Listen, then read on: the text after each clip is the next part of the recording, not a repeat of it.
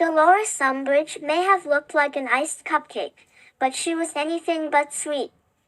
She was savage, sadistic, and remorseless. When she dared take control of Hogwarts from Albus Dumbledore, she committed all sorts of sinister acts. Under the newly created title of High Inquisitor, she single-handedly, with a little help from Filch, sucked the beloved school of all its joy, put every student in grave danger, and tortured Harry Potter. As far as we're concerned, she more than deserved her fate at the hands, hoofs, of centaurs. Here's a much-needed glimpse into her dark past by J.K. Rowling. Dolores Umbridge by J.K. Rowling. Birthday, August 26. Wand, birch and dragon heartstring, 8 inches long. Hogwarts house, Slytherin. Special abilities, her punishment quill is of her own invention. Parentage, Muggle mother, wizard father. Family, unmarried, no children. Hobbies, collecting the frolicsome feline ornamental plate range, adding flounces to fabric and frills to stationary objects, inventing instruments of torture. Dolores Jane Umbridge was the eldest child and only daughter of Orford Umbridge, a wizard, and Ellen Cracknell, a muggle, who also had a squib son. Dolores's parents were unhappily married, and Dolores secretly despised both of them, Orford for his lack of ambition, he had never been promoted, and worked in the Department of Magical Maintenance at the Ministry of Magic, and her mother, Ellen, for her flightiness, untidiness, and muggle lineage. Both Orford and his daughter blamed Ellen for Dolores's brother's lack of magical ability, with the result that when Dolores was 15, the family split down the middle, Orford and Dolores remaining together, and Ellen vanishing back into the muggle world with her son. Dolores never saw her mother or brother again, never spoke of either of them, and henceforth pretended to all she met that she was a pureblood. An accomplished witch, Dolores joined the Ministry of Magic directly after she left Hogwarts, taking a job as a lowly intern in the improper use of magic office. Even at 17, Dolores was judgmental, prejudiced and sadistic, although her conscientious attitude, her saccharine manner towards her superiors, and the ruthlessness and stealth with which she took credit for other people's work soon gained her advancement. Before she was 30, Dolores had been promoted to head of the office, and it was but a short step from there to ever more senior positions in the management of the Department of Magical Law Enforcement.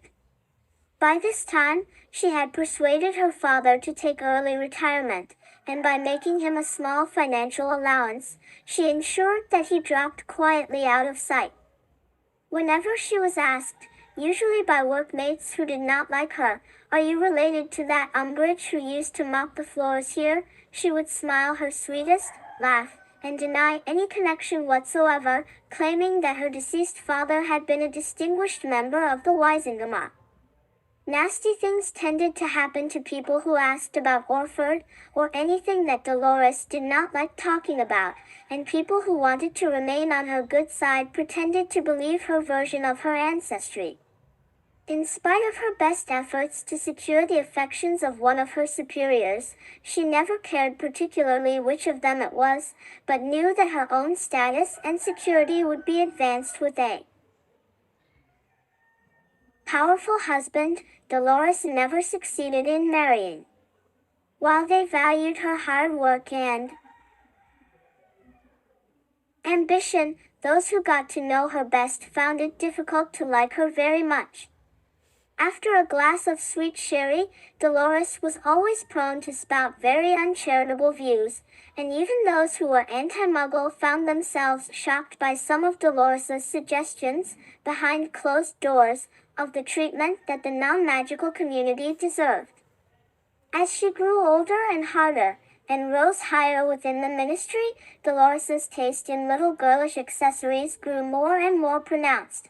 Her office became a place of frills and furbelows, and she liked anything decorated with kittens, though found the real thing inconveniently messy.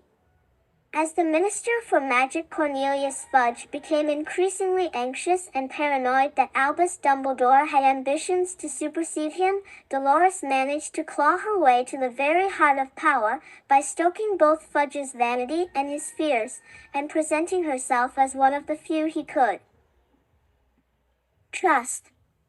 Dolores's appointment as Inquisitor at Hogwarts gave full scope, for the first time in her life, for her prejudices and her cruelty. She had not enjoyed her time at school, where she had been overlooked for all positions of responsibility, and she relished the chance to return and wield power over those who had not, as she saw it, given her her due. Dolores has what amounts to a phobia of beings that are not quite, or wholly, human. Her distaste for the half-giant Hagrid, and her terror of centaurs, reveal a terror of the unknown and the wild. She is an immensely controlling person, and all who challenge her authority and worldview must, in her opinion, be punished. She actively enjoys subjugating and humiliating others, and except in their declared allegiances, there is little to choose between her and Bellatrix Lestrange.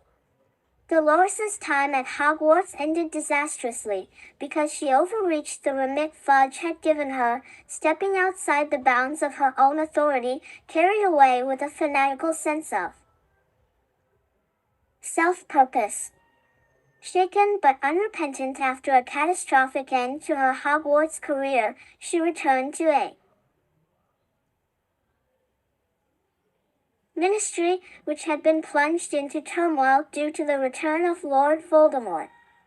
In the change of regimes that followed Fudge's forced resignation, Dolores was able to slip back into her former position at the ministry. The new minister, Rufus Scrimgeour, had more immediate problems pressing in on him than Dolores Umbridge. Scrimgeour was later punished for this oversight, because the fact that the ministry had never punished Dolores for her many abuses of power seemed to Harry Potter to reveal both its complacency and its carelessness. Harry considered Dolores's continuing employment, and the lack of any repercussions for her behavior at Hogwarts, a sign of the ministry's essential corruption, and refused to cooperate with the new minister because of it. Dolores is the only person, other than Lord Voldemort, to leave a permanent physical scar on Harry, having forced him to cut the words, "I must not tell lies," on the back of his own hand during detention. Dolores was soon enjoying life at the ministry more than ever. When the ministry was taken over by the puppet minister Pius Thickness, and infiltrated by the Dark Lord's followers, Dolores was in her true element at last. Correctly judged by senior Death Eaters to have much more in common with them than she ever had with Albus Dumbledore, she not only retained her post but was given extra authority, becoming head of the Muggle-born Registration Commission, which was in effect a kangaroo court that imprisoned all Muggle-borns on the basis that they had stolen their wands and their magic.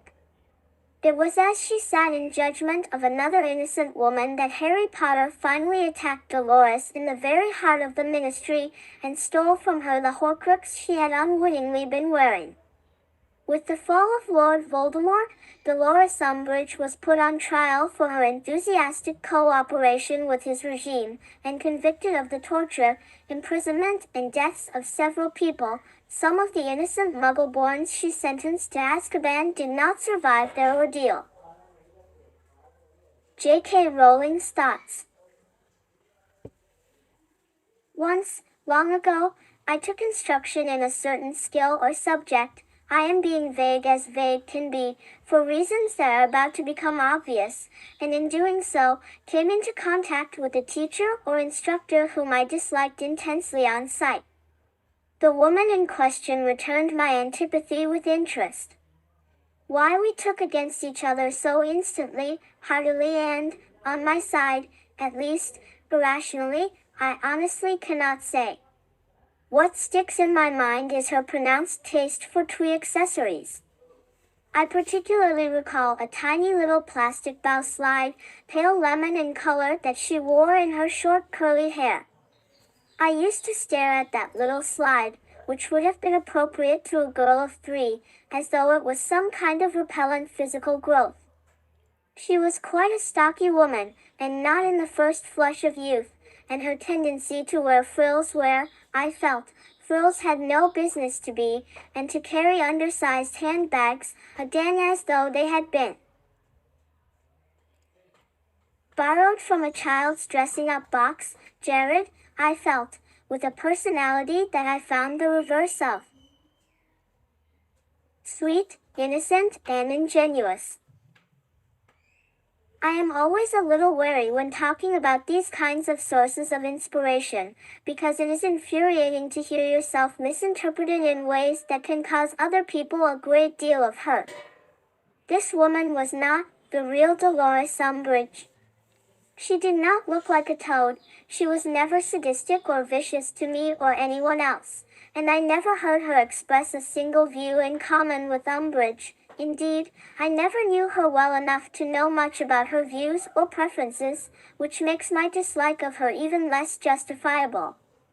However, it is true to say that I borrowed from her, then grossly exaggerated, a taste for the sickly sweet and girlish in dress, and it was that tiny little pale lemon plastic bow that I was remembering when I perched the fly-like ornament on Dolores Umbridge's head. I have noticed more than once in life that a taste for the ineffably twee can go hand in hand with a distinctly uncharitable outlook on the world. I once shared an office with a woman who had covered the wall space behind her desk with pictures of fluffy kitties. She was the most bigoted, spiteful champion of the death penalty with whom it has ever been my misfortune to share a kettle. A love of all things saccharine often seems present where there is a lack of real warmth or charity. So Dolores, who is one of the characters for whom I feel purest dislike, became an amalgam of traits taken from these and a variety of sources. Her desire to control, to punish, and to inflict pain, all in the name of law and order, are, I think, every bit as reprehensible as Lord Voldemort's unvarnished espousal of evil. Umbridge's names were carefully chosen. Dolores means sorrow, something she undoubtedly inflicts on all around her. Umbridge is a play on umbrage, from the British expression, to take umbrage, meaning offense. Dolores is offended by any challenge to her limited worldview, I felt. Her surname conveyed the pettiness and rigidity of her character. It is harder to explain. Jane, it simply felt rather smug and neat between her other 2 names. Dolores Umbridge had 2 offices, one at Hogwarts, the other at the Ministry of Magic, but both were decorated with foul meowing kitten plates. Now, she may never have been appointed Minister for Magic herself, but she did know how to influence anyone who was. Just think how diabolically well she worked with Cornelius Fudge to spread rumors about Harry Potter, deny the return of Voldemort, and depose Dumbledore. If you want to understand anything about Wizarding World politics, you'd better look at exactly who has held the position of minister. And keep an eye out, as there's a familiar surname or 2 amongst them.